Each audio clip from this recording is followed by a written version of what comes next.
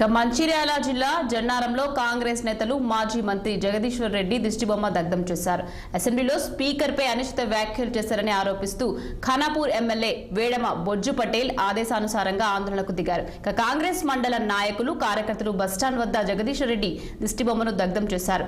Assembly సమావేశాలు జరుగుతున్న తరుణంలో స్పీకర్ గడ్డం ప్రసాద్ పై జగదీశ్వర్ రెడ్డి చేసిన అనుచిత వ్యాఖ్యలను ఖండిస్తున్నామని ఆ పార్టీ నేతలు ముజఫర్ అలీఖాన్, రాజశేఖర్ తెలియజేశారు.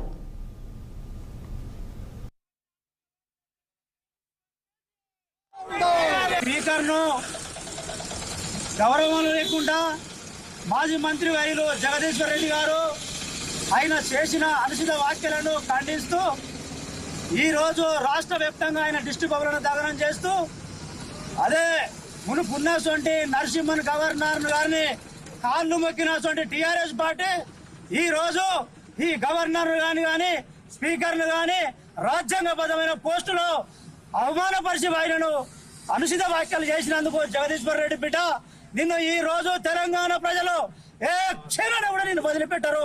నిన్ను మా తెలంగాణలో నేను పాది పొంద పెడతామని ఈ సభముగా తెలియజేస్తూ ముందస్తు రోజుల్లో బిడ్డ నీ కాంగ్రెస్ పార్టీ నీ కారు పంప్చర్ అయిపోయింది, నీ కారు అనేది కొట్టుకపోయింది, గోదావరిలో కాంగ్రెస్ అనే ప్రళంగంలో కొట్టుకపోయిందని చెప్పి ఈ సభముగా తెలియజేస్తూ మా కాంగ్రెస్ పార్టీ కార్యకర్తలకు మా అధ్యక్ష మా కాంగ్రెస్ కుటుంబ సభ్యులందరికీ జై కాంగ్రెస్, జై జై కాంగ్రెస్. మన దళిత నాయకుడు స్పీకర్ అయినటువంటి గడ్డం ప్రసాద్ మీద మరియు కేసీఆర్కి బిలామైనటువంటి మాజీ మంత్రివర్యులు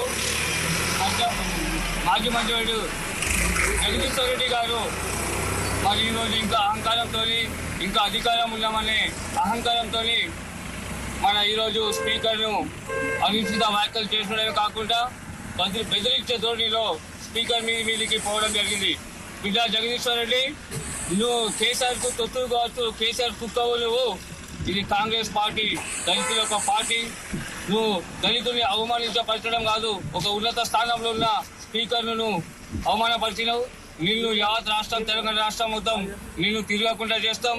నిన్ను అరెస్ట్ చేయవలసిందిగా ప్రభుత్వాన్ని కోరుతున్నాం. BRS MLC Srinivas Reddy